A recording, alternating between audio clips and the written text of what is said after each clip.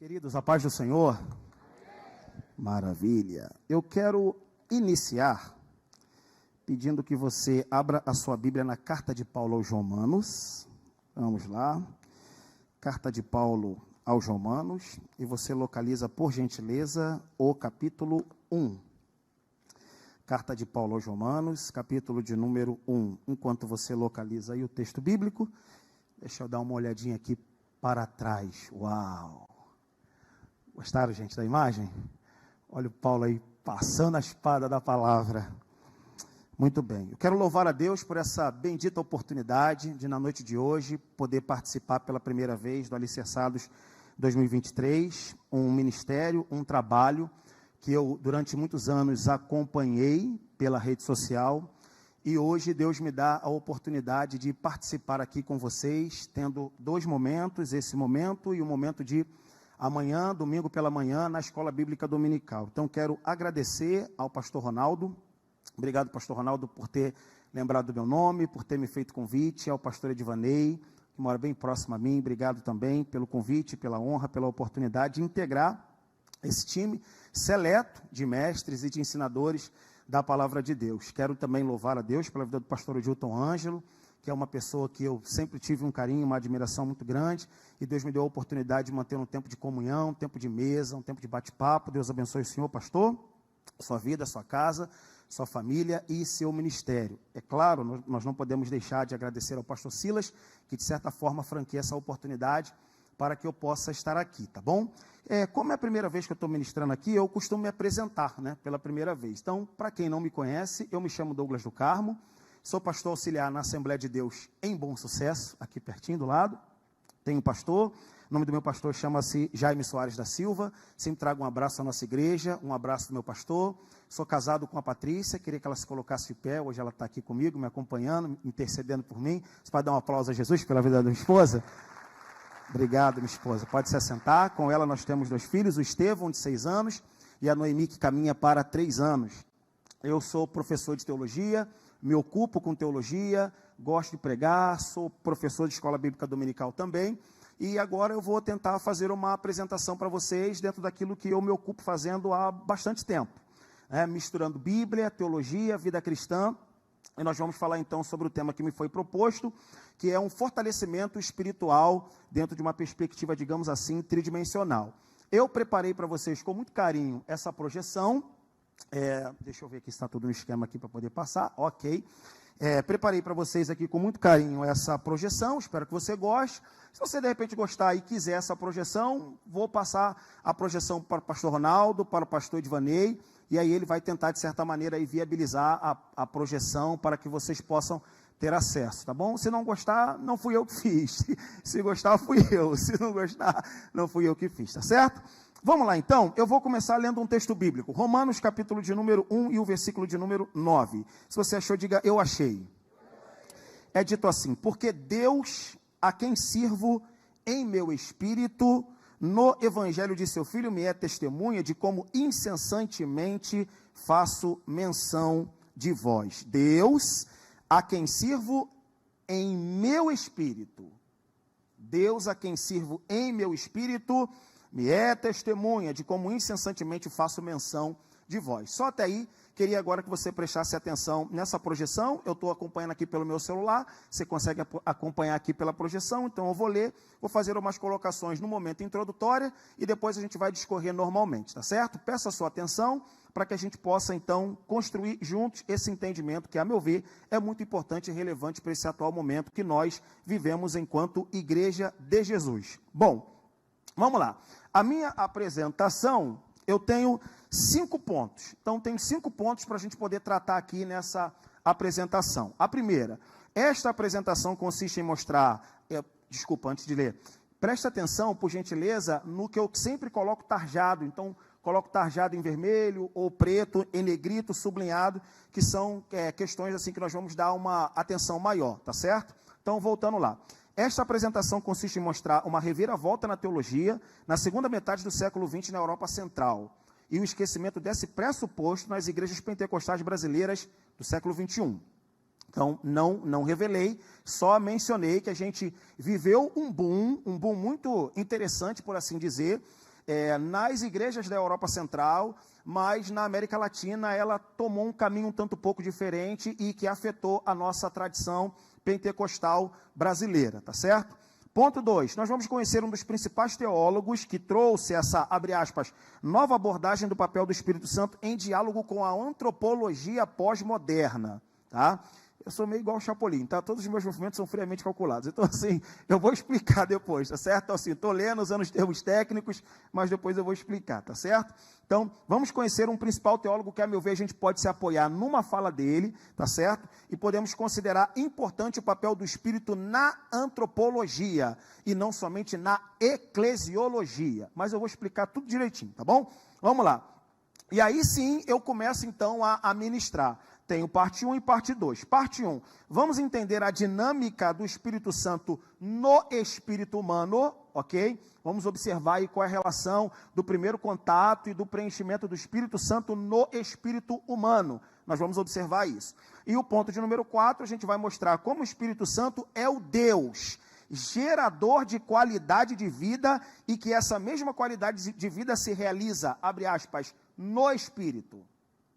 Então, vou trazer uma abordagem, não é nova, mas o pentecostal não está muito habituado a associar a qualidade de vida à vida espiritual, tá certo? Ele normalmente atribui isso a um outro endereço, e a gente vai tentar aqui trazer essa perspectiva de uma qualidade de vida baseada no espírito humano. Será que ele pode nos oferecer uma qualidade de vida, que é a proposta dessa conferência 2023, Teleios? Será que pode? É o que veremos.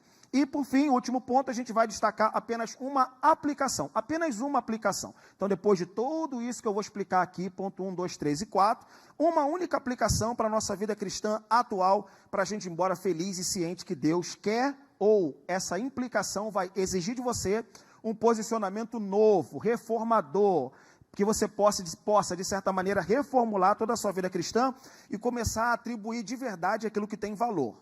Tá certo? É isso que eu vou tentar explicar aqui nesses minutos. Ponto de número 1, então, a gente vai para o primeiro slide. Mudanças paradigmáticas na teologia cristã ocidental. Primeiro parágrafo. Alguém já disse que o século XX marca o século do Espírito Santo, e isso especialmente pelo surgimento do pentecostalismo na América e no Brasil. Rapidamente eu explico isso aqui. Bom, você conhece um pouquinho só o panorama da história da igreja, sabe que o Deus Espírito Santo foi durante muito tempo o patinho feio na Trindade. Então, durante muito tempo a igreja se concentrou em fazer teologia na pessoa do Pai, fazer teologia na pessoa do Filho e se esqueceu de certa forma de fazer teologia na pessoa do Espírito. Século de número 20 marca com a força do surgimento do pentecostalismo que começa na América e chega no Brasil com uma força impetuosa da presença do Espírito Santo no surgimento das comunidades cristãs da primeira e da segunda metade do século 20. Então, muitos teólogos e historiadores associam o século 20 como o retorno ou a presença do Espírito Santo de maneira mais real e contundente no mundo, especificamente no Novo Mundo, a América e, consequentemente, a América Latina. E isso é factual. Acontece, e aí já estou no segundo parágrafo, acontece que o que marcou o contato com Deus Espírito nesse século, em algumas denominações eclesiásticas, foi uma apropriação isolada. Escute só, uma apropriação isolada da pessoa do Espírito Santo na Igreja de Cristo. Por que uma apropriação isolada? E aí eu já vou para o terceiro ponto. Porque deram uma espécie de nuance específica e segmentaram a atuação do Espírito. De que maneira? Primeiro, as igrejas reformadas, ok, sem poder dar nome aqui, mas as igrejas de natureza reformada, elas se apropriam da presença do Espírito no século XX, mas dão para o Espírito a importância da formação da ética e da moral. Ou seja, se você conversar com um reformado que não é continuista, ou seja, um reformado que não acredita na contemporaneidade dos dons espirituais, ele associa uma pessoa cheia do Espírito Santo a uma pessoa ética e moral. Marido de uma só mulher, cheio do Espírito Santo. Pagador de conta, cheio do Espírito Santo. Educado, cheio do Espírito Santo. Cortês, cheio do Espírito Santo. Embora isso seja verdade, isso é uma apropriação isolada que o pentecostalismo protestou. O pentecostalismo protestou. Então, eu posso ser educado, marido de uma só mulher, cortês, pagador de contas e ter dom de cura. e ter dom de operações de maravilhas, e interpretar línguas dos anjos. Então, o pentecostal, de certa forma, rebate esse contato que as denominações de natureza reformada se apropriam. No entanto, ela vai fazer o oposto. Qual é? Ela só vai ficar no universo espiritual. Então, é o Deus que profetiza, é o cristão que profetiza, que revela, que antecipa o passado, que revela o presente e que prevê o futuro. E aí você tem ainda hoje uma briga, digamos assim, de uma denominação que se apropria do Espírito Santo na condição de ética e moral, e uma outra denominação que é a nossa, que se apropria do poder do Espírito Santo para a execução de poder. Um teólogo, que é o que eu vou mostrar aqui agora, no último ponto desse slide, todavia, no início do século XX, começava-se a dizer sobre a importância do Deus Espírito, na tarja preta, do Deus Espírito como gerador da qualidade de vida integral, 2 pontos, no espírito, na alma e no corpo. E essa teologia ganhou seu espaço na América. Já no Brasil, ainda não. Ainda não. Então, o que eu quero dizer para vocês que o que os alicerçados, a Conferência Alicerçados propõe nesse ano de 2023 é um tema muito bem-vindo, porque o cristão não está acostumado a associar qualidade de vida a um fator espiritual. Ele não está acostumado a associar a qualidade de vida a um fator espiritual, principalmente depois dos próximos slides eu vou tentar explicar mais e melhor. Então, normalmente, ele atribui qualidade de vida às suas conquistas, aquilo que ele tem, o salário que ele tem, a casa que ele tem, o lugar onde ele mora, o carro que ele dirige, ou coisa parecida. E aí, normalmente, a leitura que se faz de alguém que não desfruta dessa realidade é que ele está no pecado, ou não orou como eu orei, ou não, sei lá, não está no mesmo nível do que eu estou, ou daquele que você se encontra. Então, um teólogo, que eu vou rolar o slide já você vai conseguir verificar, o mais importante para nós nesse momento, nesse instante, é que o Alicerçados nesse ano de 2023 propõe fazer com que a gente tenha um olhar mais abrangente e possa, de certa maneira, celebrar o que já ganhamos, gente. Celebrar o que já ganhamos, tá certo? Então, talvez eu esteja falando para pessoas aqui, alguém que está nos acompanhando pela transmissão, que já está vivendo, por assim dizer, a plenitude da sua vida espiritual, só que você ainda continua canalizando a sua felicidade para outros fatores. E isso é preocupante. Tão preocupante que um teólogo começou a propor uma nomenclatura para a função e atividade do Espírito, uma outra nomenclatura e uma função e uma atividade do Espírito que, por assim dizer, estava abandonada. Quem é esse cara e o que ele apresenta para nós? É um homem chamado Jürgen Moltmann, um homem controverso, por assim dizer, e você não precisa comprar o pacote completo. Vamos só ficar com o que ele apresenta. Ele lançou um livro, o livro está aí à sua esquerda, que você consegue observar, A Fonte da Vida, um Espírito Santo e a Teologia da Vida. Moltmann foi um professor de teologia sistemática da Universidade de Tübingen, na Alemanha, e ele é praticamente que o pai da teologia da esperança. Nascido em 1926, vivo, esteve no Brasil no ano de 2013 e 2014, e tivemos a oportunidade de assistir a palestra dele. Alguém que esteve efetivamente no campo de concentração e se tornou um cristão, por assim dizer, contra a igreja nazista na Alemanha. Você sabe que a igreja na Alemanha se tornou uma igreja nazista e Moltmann se tornou, digamos assim, um integrante da igreja confessante, que era a igreja que se desviou, digamos assim, desviou não, a igreja que de certa forma rompeu com a igreja nazista na Alemanha e se tornou uma igreja crítica à igreja nazista na Alemanha. Isso aqui a gente conversa numa outra ocasião. Mais importante é que ele deixou uma frase que para nós é sintomática. A frase está na tela, abre aspas. O Espírito Santo é o Deus inquieto. Irmão, eu gosto dessa colocação. O Espírito Santo é um Deus inquieto. De que maneira seria importante a gente abordar essa colocação? Atenção para cá, irmão, não sei se você pensa nisso, eu penso. Sempre que você pensa na pessoa do pai e na pessoa do filho, você pensa em indivíduos quietos. O pai é sentado sobre o trono, o filho à direita do pai. Então, vamos lá. Agora, nesse tempo real, 8 horas e 23 minutos, onde está o pai? O pai está sentado sobre o alto sublime trono, o filho à direita do pai. Então, Moltmann, ele tem uma preocupação de associar a figura do Espírito à mesma maneira como normalmente pensamos a figura do pai e do filho. Então, ele diz, o Espírito Santo, o Espírito de Deus, o Espírito Santo é o Deus inquieto. E esse Deus inquieto, que está sempre em movimento em favor da vida. O Espírito Santo está em movimento em favor da vida. Por isso, Moltmann restaura uma nomenclatura esquecida, porém bíblica. E paulina, diga-se de passagem, o Espírito da vida. E eu queria que você repetisse, por gentileza, no 3, o Espírito da vida. Vamos lá? 1, 2, 3. Um pouquinho mais forte. 1, 2, 3. Ok, muito obrigado. O Espírito da vida. E Moltmann, então, começa a fazer uma teologia para a segunda metade do século XX, pensando na categoria do Espírito Santo, não somente como formador da ética, e não somente como aquele que executa poder, mas aquele que está interessado em comunicar aquele que tem contato com ele, vida, e vida em abundância. Glória a Deus por isso. O texto, então, continua. O Espírito Santo é a fonte da vida, trazendo vida para dentro do mundo, vida total, que é a proposta, vida total, vida plena, vida irrestrita, vida indestrutível, vida eterna. Então o Espírito Santo, ele é o Deus inquieto que comunica a vida desde o período pré-vida, por assim dizer, período gestacional. Então o Espírito já fiscaliza, o Espírito já vigia, o Espírito já toma conta da vida na pré-concepção, e ele não se contenta em perder uma vida na morte. Exatamente por essa razão, Paulo diz que o Espírito Santo é o Deus que nos livra da morte eterna, provando, portanto, que o Espírito Santo é um Deus, isso aqui são palavras minhas, que não gosta de morte.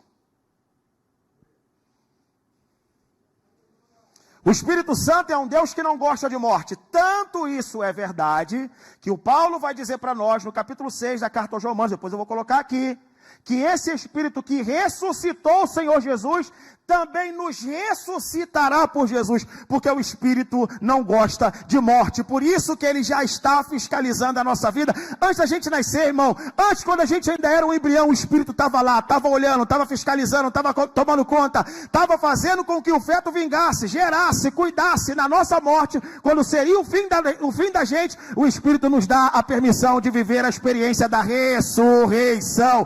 O Espírito que comunica a vida. Aleluia! Esse é o Espírito que comunica a vida, meu irmão. E que vida é essa, pastor Ronaldo? É vida total, é vida plena, é vida irrestrita, vida indestrutível, vida eterna. Eu gosto da última parte sublinhada em vermelho. Vida eternamente viva, já aqui, antes da morte. Vida eternamente viva antes da morte. Ou seja, nem morri, o Espírito já quer que eu viva eternamente vivo.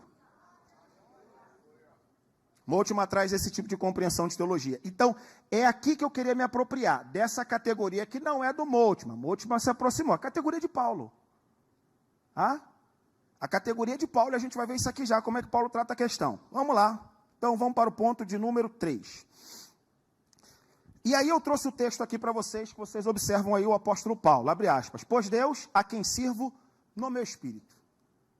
Irmãos, eu estava com isso no meu coração, e eu queria que você pensasse por alguns segundos na profundidade dessa afirmação. Deus, a quem sirvo no espírito. Paulo está falando, irmão, de algo profundo, indimensionável, impenetrável à ótica humana. Ele diz, o meu contato, o meu relacionamento que eu tenho com Deus, vem de lá. Deus, a quem sirvo no meu espírito. Essa expressão, servir, pode ser lida também, pastor Divanei, como aprendemos aqui na parte da manhã, para ter cautela, quando falarmos sobre essas coisas. Deus, a quem cultuo no meu espírito.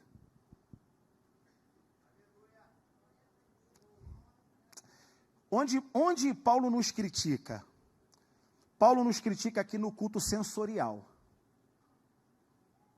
E você sabe que o verdadeiro culto a Deus, ele acontece na camada do invisível.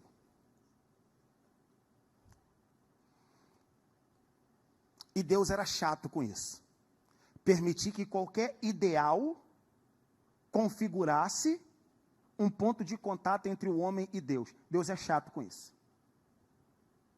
O que isso significa? Significa dizer que tudo que possa configurar para nós um meio de se apropriar da compreensão de Deus, pode se tornar, no final das contas, uma casca de banana. Por isso que a gente não sabe o tamanho de Deus, o peso de Deus, a gente escuta Ele, prega sobre Ele, sentimos a presença dEle, mas ninguém sabe aqui de que substância Ele é feito. Mesmo porque não é feito. Então tudo isso acontece de maneira o quê? Espiritual. Repita após mim, espiritual. Pronto, então Paulo entende. Deus a quem sirvo no meu espírito. E é aqui que eu queria focar contigo nessa hora. Segundo texto que para nós também é importante, é caro. Olha Paulo dizendo uma outra coisa, mesmo slide, mas o texto é diferente. Atenção, olha só. Porque a circuncisão somos nós, que servimos a Deus no Espírito. Agora esse aqui é a letra maiúscula. Então olha como é que Paulo é alguém que, me permita a colocação, quer chegar nas vísceras de Deus, e quer ter Deus nas suas vísceras.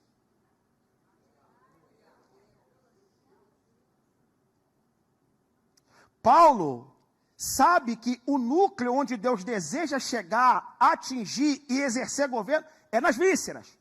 Como é na antropologia do Antigo Testamento, o rim, onde ele sentiu a presença de Deus, no rim, nas vísceras. A antropologia do Antigo Testamento toda é voltada para as vísceras, de onde o contato de Deus com a pessoa é executado. Parece que Paulo, irmão, está tentando fazer uma crítica a nós aqui, daquele tipo de contato muito superficial, que talvez, de certa forma, não marque o que Paulo deseja que nós, principalmente nós pentecostais, devemos ter, esse contato com Deus nas vísceras. Para que fique bem entendido, principalmente porque está sendo transmitido e gravado, talvez devamos nos perguntar, pastor Douglas, Deus está comigo e exercer governo nas minhas vísceras é uma colocação interessante. Agora, eu poderia estar em Deus, e me permita somente a força da linguagem, nas vísceras de Deus? Talvez é uma pergunta. Talvez seja uma pergunta. E aí eu me lembrei de um louvor, não vou cantar aqui, até porque eu sou péssimo cantando, mas há um texto de Paulo, no capítulo 3 da carta de Filipenses, que ele diz que tem desejo de ser achado nele.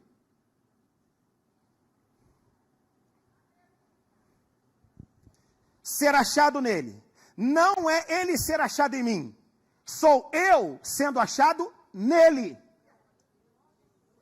É por isso que Paulo entende, eu sirvo a Deus no Espírito, mas eu também estou no Espírito de Deus, ô glória!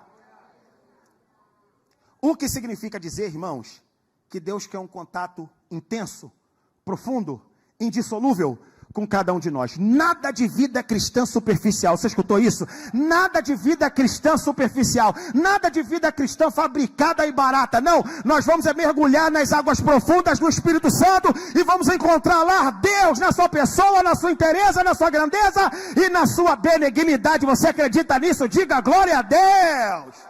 Eu creio nisso, meu irmão. Creio nisso, meu irmão. Eu creio nisso. Aleluia. Muito bem. Muito bem. Então, Paulo entende a vida cristã dessa maneira. E eu chego no ponto 3. Atenção para a tela. Atenção. Então, ponto de número 3. E aí eu já começo, então, a fazer uma colocação para a gente começar a montar o quebra-cabeça. Montando o quebra-cabeça. Primeiro, o espírito da vida no espírito para esta vida. Categoria de Paulo. Espírito da vida no espírito para esta vida. E não a vindoura por hora. Não a vindoura por hora. Então, o espírito da vida, no meu espírito, para esta vida. Ele quer dar importância para esta vida imediatamente. Ponto de número 1. Deve-se resgatar, então, a terminologia, abre aspas, lei do espírito de vida, Romanos 8:2. Porque a lei do espírito de vida em Cristo Jesus me livrou da lei do pecado e da morte. É isso que Paulo diz. Porque a lei do Espírito de vida em Cristo Jesus me livra da lei do pecado e da morte. Me livra da lei do pecado e da morte. E aí então você consegue observar. Que tipo de morte o Espírito exerce contenção? Que tipo de morte o Espírito exerce contenção? Primeiro, a morte existencial. Repita após mim. Morte existencial. Muito bem. Morte existencial. Eu não consigo acreditar como um crente lavado e remido no sangue poderoso de Jesus, possa ser um crente que se arrasta, possuindo a herança que ele diz ter. E eu não duvido que não tenha, eu não duvido que tenha. Mas aí eu pergunto para você, não consigo responder, de verdade, não consigo responder. O que faz com que um cristão que tem a herança do Espírito nas vísceras ou superficial, não cabe agora uma colocação, possa se cansar do exercício da fé? Combatentes que se cansaram, combatentes poderosos no poder do Espírito que, de certa forma, cansaram da batalha. Essa morte não é a morte física, não é a morte existencial. E essa morte existencial é uma morte que o Espírito Santo deseja exercer contenção, ou seja, ele não quer que isso aconteça. Por que não quer que isso aconteça? Irmão, o texto é flagrante, porque ele é um espírito de quê? Da vida. Se ele é um espírito da vida, ele odeia a morte. Tanto odeia que a morte de Jesus, já falei, foi a morte da morte. Já dizia o teólogo puritano, Jesus, na sua morte, mata a morte. A morte de Jesus foi a morte da morte. Então ele não gosta de morte. Então assim, irmão, de verdade, eu sei que você gosta de escutar isso. Fala para quem está do seu lado. Não morre antes da hora não, meu irmão. Não morre não, meu irmão. Está cansado, continua caminhando. Está fadigado, continua caminhando. O ministério não decolou, continua servindo com qualidade e intensidade. Porque Deus vai fazer acontecer. Deus vai fazer acontecer. Então ele quer exercer contenção na morte espiritual e quer exercer contenção, é claro, na morte física, pois é ele quem opera a ressurreição. Portanto, olha que coisa bonita de se ouvir, essa é a boa nova do Espírito, a boa nova do Espírito, e é aquilo que Paulo diz, isso é novidade para o meu espírito, que coisa bonita. Quando Paulo diz já em Romanos 8,6, vivamos portanto em novidade do Espírito e não na velhice da lei. A novidade do Espírito é, eu tenho uma boa nova para o seu espírito. É isso que Paulo está querendo dizer. Eu tenho uma boa notícia para o seu espírito. O seu espírito não pode se cansar, o seu espírito não pode se abater, o seu espírito não pode morrer. Então Paulo diz, quando eu descobri que ele vai ressuscitar o meu espírito, a boa nova que nós precisamos entender é, há uma novidade de espírito esperando a cada um de nós aqui. E ponto final, meu irmão. Por isso que Paulo diz, meu Deus, que novidade. Claro que é novidade, Paulo. Claro que é novidade. Então eu coloquei o texto em Romanos 8,11, está na tela. Se em vocês habita o Espírito, agora olha o Espírito de quem? Vou fazer uma brincadeira para não deixar passar.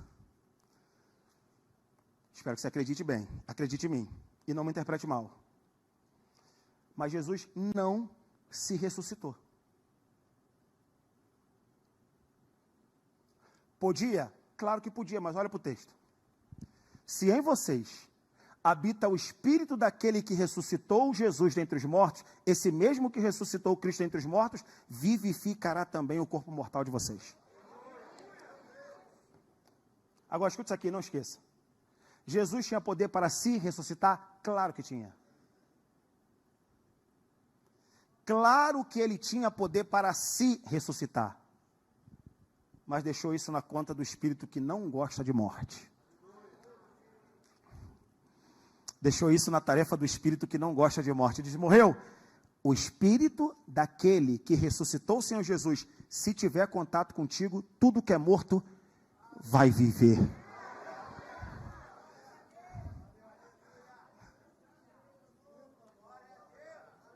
Quem tem o Espírito Santo aqui?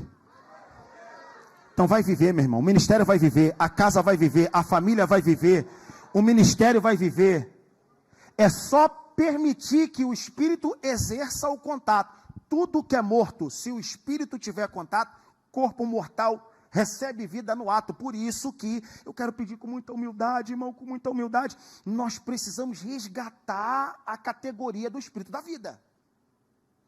E não somente o Espírito que batiza, não somente o Espírito que formador da ética, que torna um corrupto num sujeito moral, ou um mentiroso num sujeito honesto e verdadeiro, e por aí vai. Não, irmão, a categoria do Espírito nos permite uma amplitude. Ela nos permite uma amplitude. E aqui o que Paulo está querendo fazer é com que a gente compreenda que chegou. Ou seja, a notícia do Espírito querendo ocupar o meu espírito é a novidade para o meu espírito. O Espírito de Deus, que parece filosófico, né? Mas Paulo é complexo mesmo. Pedro falou que é complexo. Então, se o Espírito de Deus consome o meu espírito chega para ele uma boa nova, uma novidade. Tá certo? Vamos continuar então aí. Vamos lá.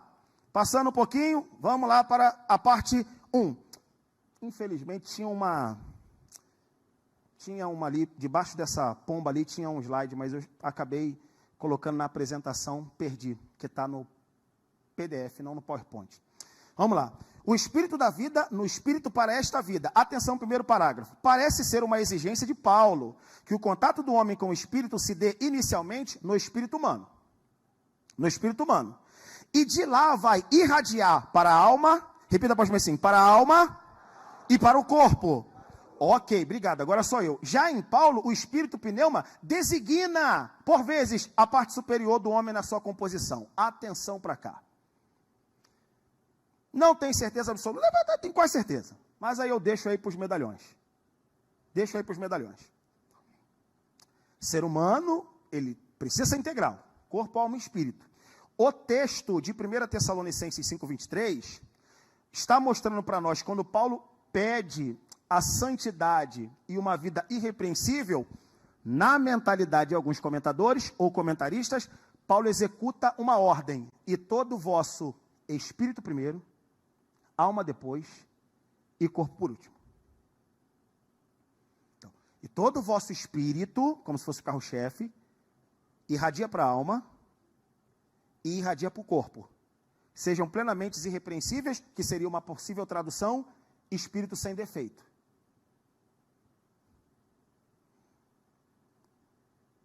Para alcançar a santidade no espírito, na alma e no corpo, uma possível tradução seria manter um espírito sem defeito.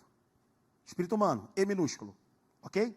E aí eu coloquei alguns textos aí que você pode acompanhar. Não agora, Romanos 1,9 a gente já leu, 8,16, 1 Coríntios 2,11, 16,18, 2 Coríntios 2,13 e por aí vai. Portanto, o Espírito é o lugar da comunhão. Eu acredito nisso com toda a força da minha alma.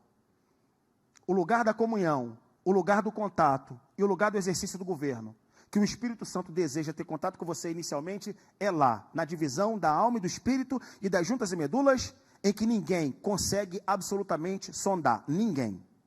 Ninguém consegue absolutamente sondar. É o que diz a palavra de Deus, que ela é viva e eficaz, mais penetrante do que qualquer espada de 2 gumes e penetra até a divisão da alma e do espírito. Eu não sou anatomista. Quem é, me pergunta. Agora, quem tem de anatomia aí, me pergunta. Eu pergunto, onde fica a divisão da alma e do espírito? Onde é esse lugar? Quem tem de anatomia aí? Onde é que é esse lugar?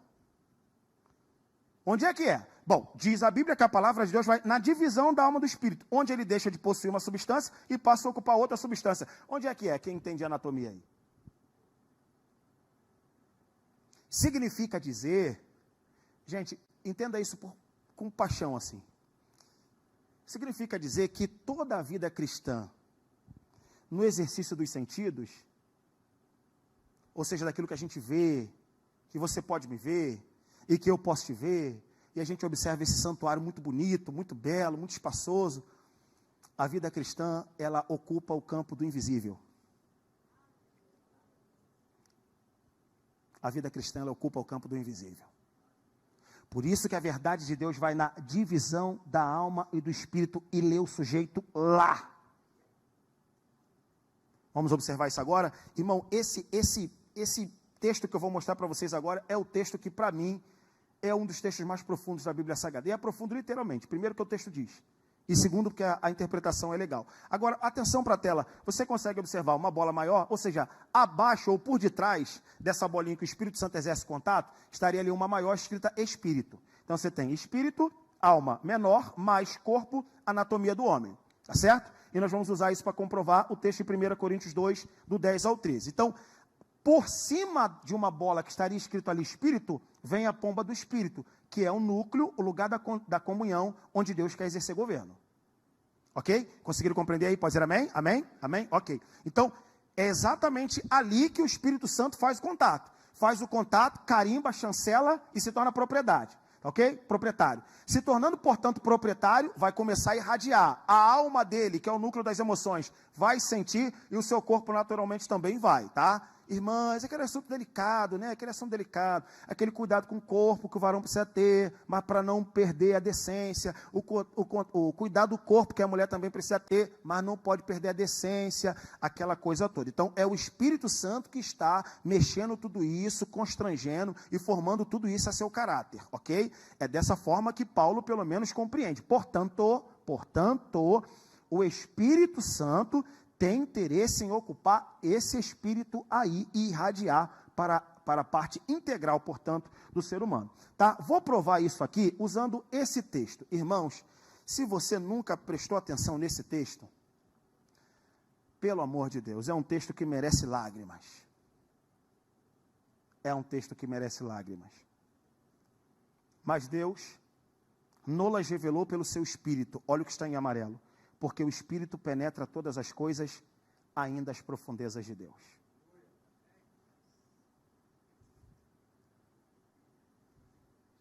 O Espírito penetra todas as coisas e ele penetra as profundezas de Deus. Aí Paulo explica isso e matematicamente me dá razão.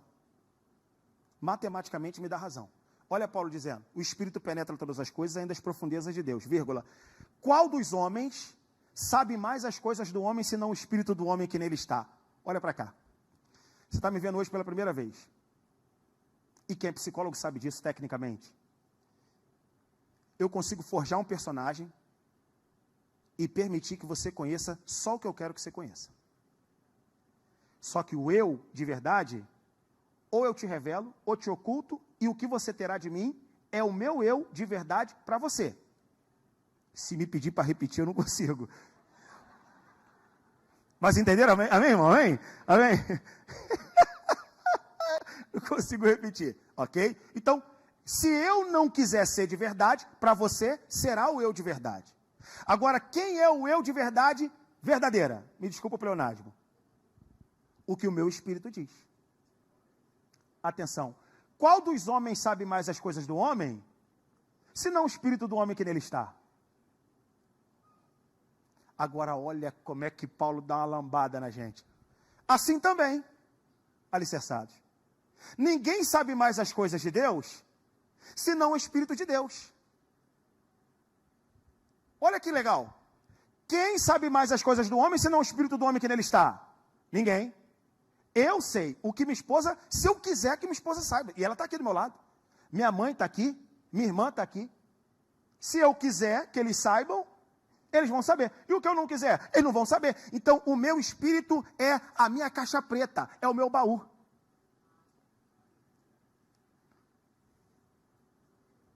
Agora, olha como é que Paulo dá a guinada na compreensão.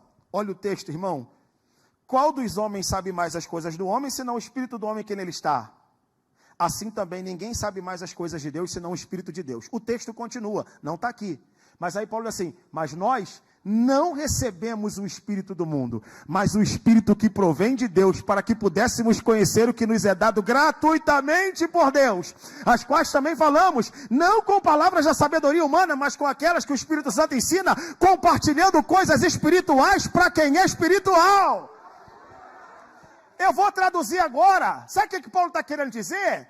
Que Deus não se eximiu ou deu uma parte que pudesse ser forjado para chegar até você, não. Ele deu o que havia de melhor, ele deu a sua caixa preta, ele deu o seu baú, meu irmão, ele deu a profundidade da compreensão dele, e ele deu para a gente gratuitamente, eu vou repetir, ele deu para a gente gratuitamente, para que pudéssemos conhecer o que nos é dado gratuitamente por Deus, as quais também falamos, não com palavras da sabedoria humana, mas com aquelas que o Espírito Santo nos ensina. Ele te ensina, ele me ensina, ele lhe ensina a ser crente, ele te ensina a ser um servo de Deus, ele te ensina a ser um pregador, ele te ensina a ser um mestre, meu irmão. Orabanda Shurianda Labás, Orabanda Calamanácia. É isso, meu irmão. Então essa ideia de um Deus que se entregou, que se poupou, não, irmão, ele se poupou não, ele entregou para nós a caixa preta, meu irmão. Qual dos homens sabe mais as coisas do homem que se o espírito do homem que nele está? Quem é que sabe mais? É você. Aí Deus diz, então eu vou entregar para vocês aquele que mais sabe de mim. Que não é Paulo, não é Pedro, não é José, não é Maria. Vou entregar para vocês aquele que mais sabe de mim. Se você não pegou, meu irmão, pega agora. O Espírito Santo é a caixa preta de Deus, é o baú de Deus, meu amigo Guigo. E ele simplesmente deu para o meu espírito. E isso é uma baita de uma novidade, meu irmão. Ah, pelo amor de Deus. Se isso se compreende, a partir da analogia. Qual dos homens sabe mais as coisas do homem, senão o espírito do homem que nele está? Assim também. Ninguém sabe mais as coisas de Deus, senão o Espírito de Deus. Por isso que eu digo, irmão, a vida no Espírito é o lugar da comunhão. E eu acho que para nós pentecostais isso é dever de casa. Para nós que somos pentecostais isso é dever de casa. Eu posso dizer com toda certeza, eu vou aproveitar o momento para falar.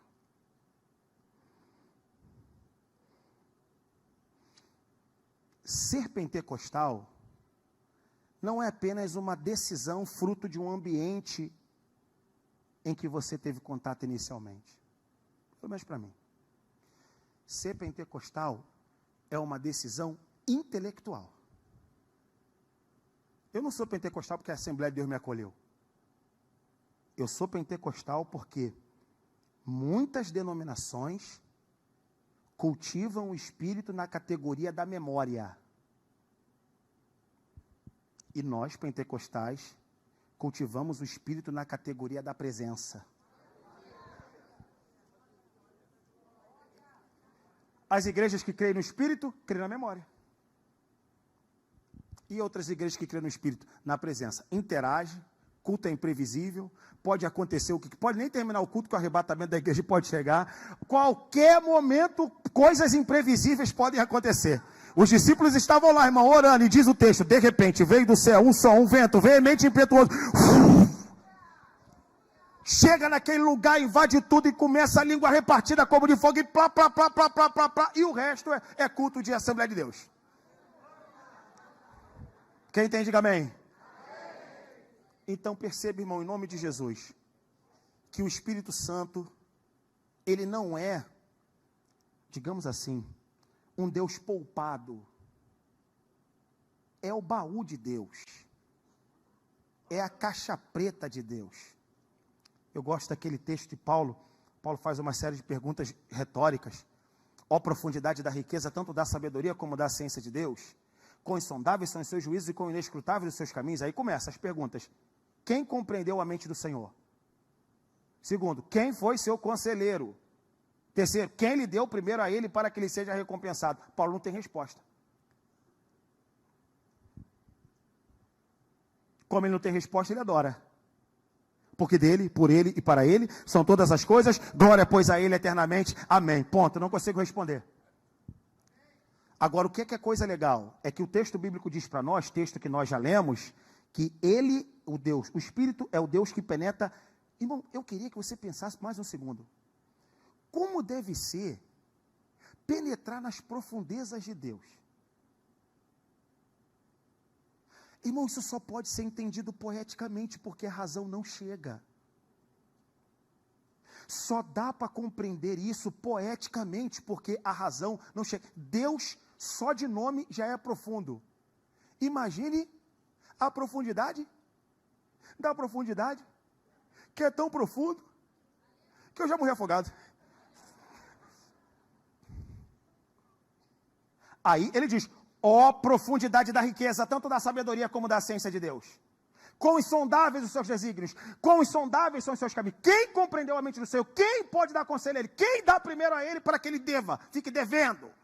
Já viu aquela ideia? Deus não dá nada a ninguém, não deve nada a ninguém. Claro que não deve nada a ninguém. Quem lhe deu primeiro a ele para que ele seja recompensado?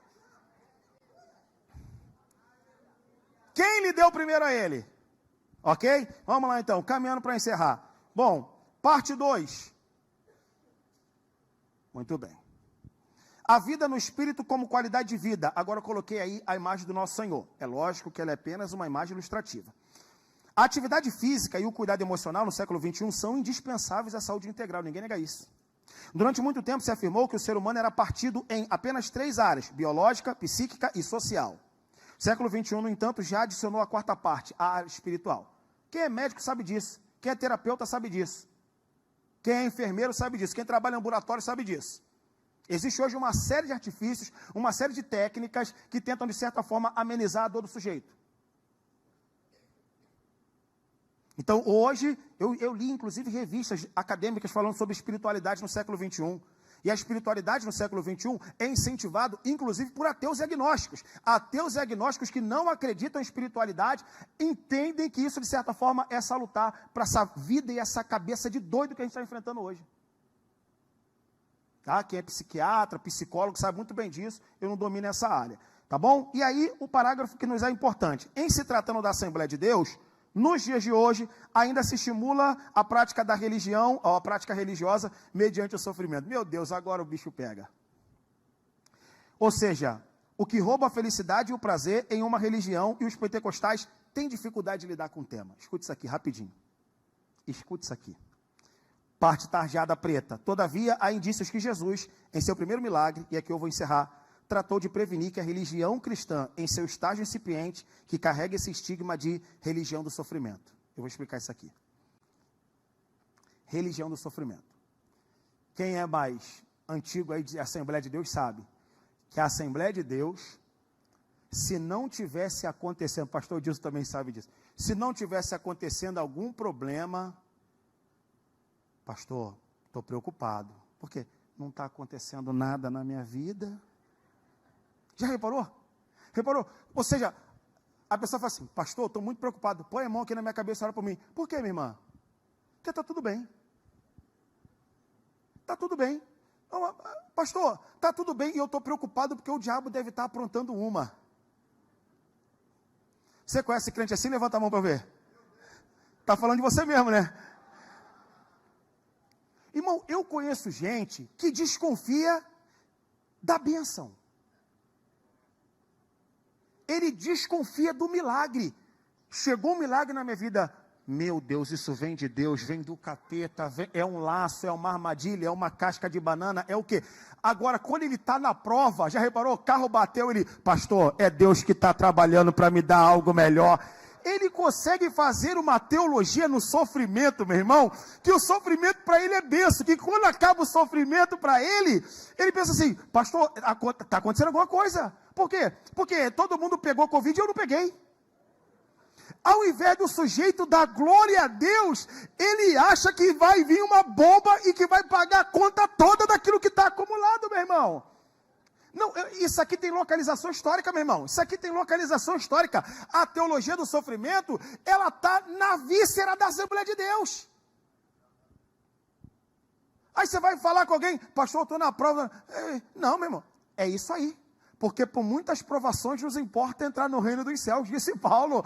Então tem todo um arcabouço teológico, literário, para poder instruir o sujeito a suportar o sofrimento. E eu não estou dizendo que isso não é verdade. De fato, o cristianismo tem uma teologia, tem um emaranhado de textos que, de certa forma, nos ajudam a estar enfrentando esse momento com a dor mais amena possível, é verdade. Mas também, meu irmão, como eu disse para vocês, se o Espírito Santo é o Espírito da vida, e eu acredito num Deus que é soberano, e você também acredita num Deus que abençoa, naquele que honra o fiel, meu irmão, comemore tuas vitórias, celebre tuas conquistas, pelo amor de Deus, meu irmão. Pastor, estou achando muito estranho esse momento. Por quê? Porque não está acontecendo nada. Porque normalmente é um filho que está enfermo, é o marido que está agressivo, qualquer coisa. Mas não está acontecendo nada. Não está acontecendo nada, irmão. Dá glória a Deus, amém? Muito bem. Então, a Assembleia de Deus ainda precisa ter contato com o Espírito da vida. Quando eu digo ainda, né, você entendeu, né? É um modo de dizer, né? Precisa ter contato ainda. E eu vou mostrar aqui, para encerrar, um texto de Jesus. Se prepare. Porque Jesus, no seu primeiro milagre, tratou esse tema. Primeiro milagre de Jesus. Que ele fala assim, ó, em outras palavras, não quero que a minha religião seja religião de sofrimento.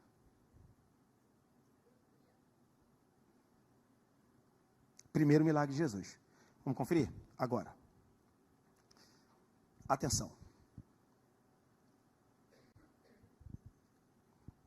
Deixa eu voltar aqui. Abra comigo Evangelho de João, capítulo de número 2. Evangelho de João, por gentileza. Tenho pensado muito e há alguns meses sobre o Evangelho de João. Evangelho de João. E o capítulo de número 2 e o versículo de número 3. Eu vou esperar você alguns segundinhos e vou ler. Capítulo 2 e o versículo 3. É dito assim: e faltando vinho, a mãe de Jesus disse: não tem vinho. E disse Jesus: mulher, que tenho eu contigo? Ainda não é chegada a minha hora. Sua mãe disse aos empregados: fazei tudo quanto ele vos disser. E estavam ali postas 6 talhas de pedra, atenção para o texto, para a purificação dos judeus, e em cada uma cabia 2 ou 3 metretas, uma linguagem meio arcaica, né?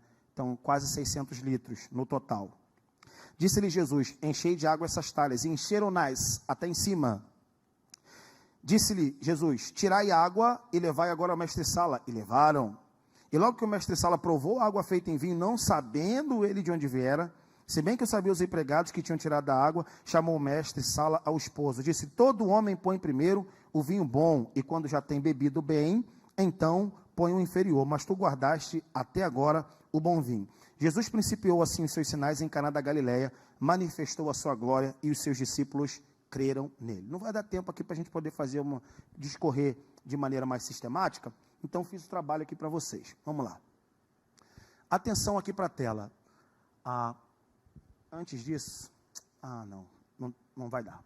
Observe no inferior da imagem, aqui na parte inferior da imagem, que você tem ali uns vasos que normalmente são lembrados aí como sendo os vasos onde Cristo mandou encher com água e levar então para os convidados lá, e que estava uma bagunça toda lá na cozinha e coisa desse tipo. A arqueologia, no entanto, fazendo um trabalho muito bem, e eu acompanhei a caravana do pastor Silas em Israel, vi que o pastor Edvanei viu, vi que o Ronald postou, o pastor Gilson também, um exemplo de uma talha, ok? De uma talha eu vi. E aqui a gente pode observar aqui o que seria a talha. O texto bíblico diz que eram talhas de pedras para a purificação dos judeus. Então, aqui à sua esquerda você consegue observar uma imagem, não é ilustrativa, ela é real, tá certo? De uma talha de pedra. Você consegue observar ali que é uma pedra bem bruta, por dentro ela tem uma cavidade, e essa cavidade me parece não comportar ali água potável para consumir durante muito tempo, tá certo? O texto bíblico diz que haviam 6 daquelas, 6 chumbadas. Provavelmente eram essas daí. O que significa dizer, só lendo o texto, que me parece ficar claro que Jesus não mandou encher com água os lugares onde antes tinha vinho e que acabou. Me parece.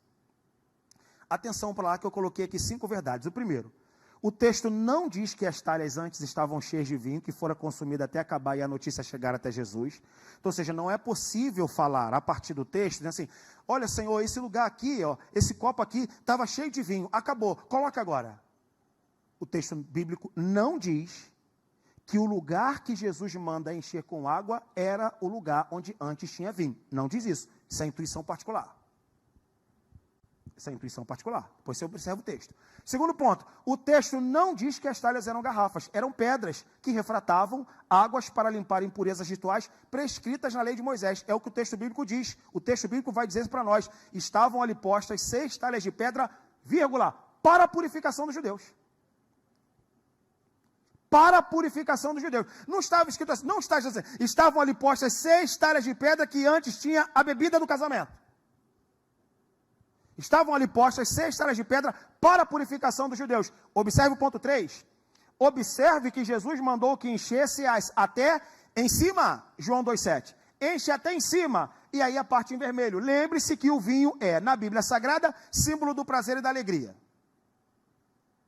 Símbolo do prazer e da alegria. Ponto 5. Perceba que Jesus fez o seu primeiro milagre. Essa parte é a parte que dá certeza matemática.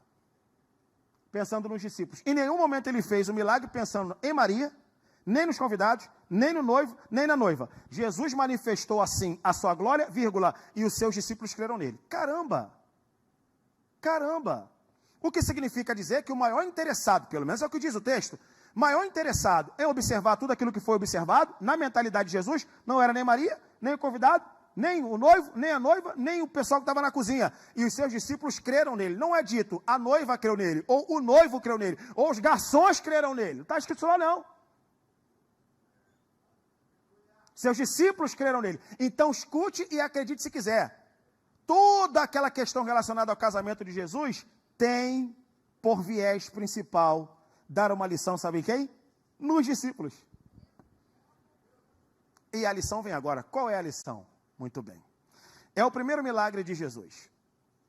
Primeiro milagre de Jesus, há uma preocupação, há um pânico. Maria que pede para que Jesus pudesse fazer o milagre. Jesus, a princípio, se recusa a fazer o milagre. E depois decide fazer o milagre.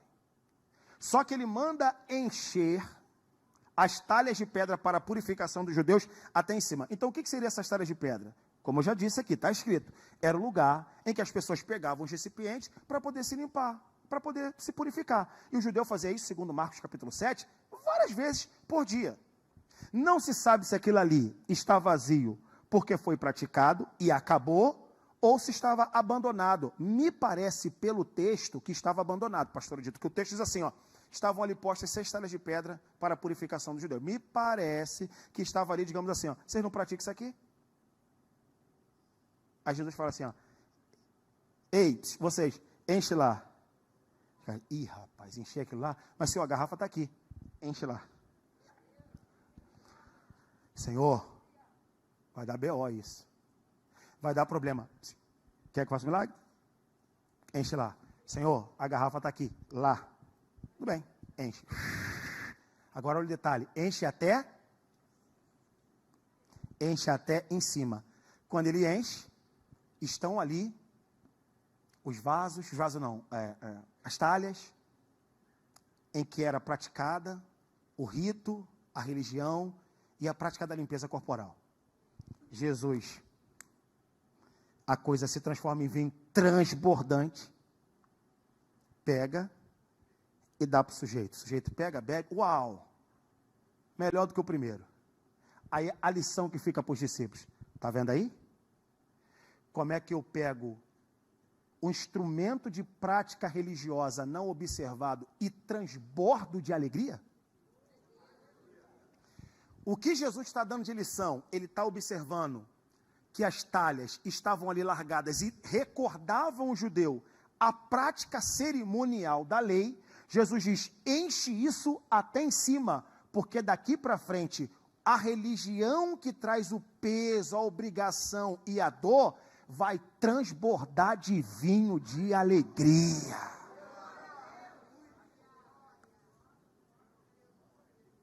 Em outras palavras, o vinho da alegria, sabe de onde saiu? Da pedra da prática da religião judaica. Jesus nos dá a última lição, que é essa daí, onde eu acabo. Jesus colocou na antiga religião de pedra o vinho da alegria em dose, olha a minha ironia, em dose, no mínimo,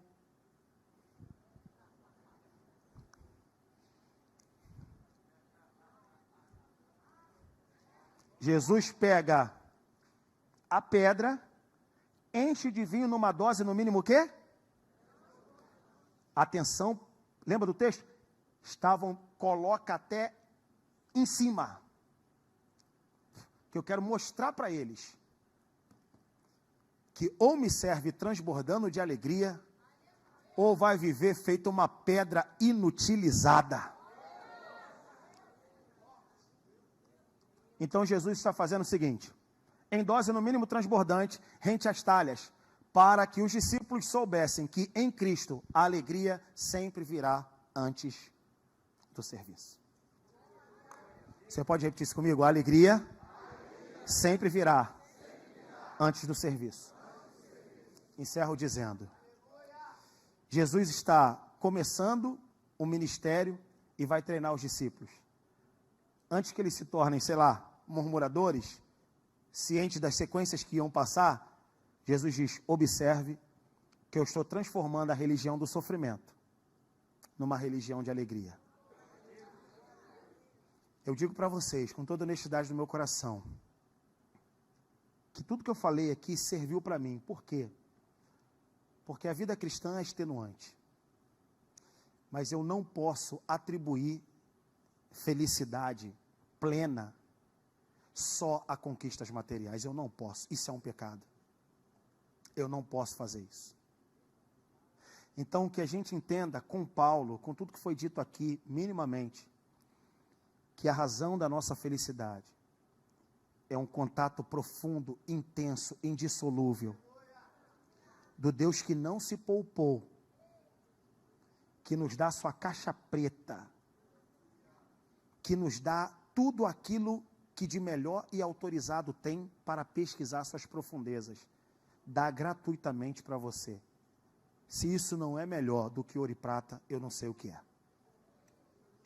E se isso então é, que a gente possa receber essa palavra e entender, eu quero o Espírito nas minhas vísceras, mas eu também quero ser, como diz Paulo, ser achado nele. Deus abençoe a sua vida, em nome de Jesus, amém.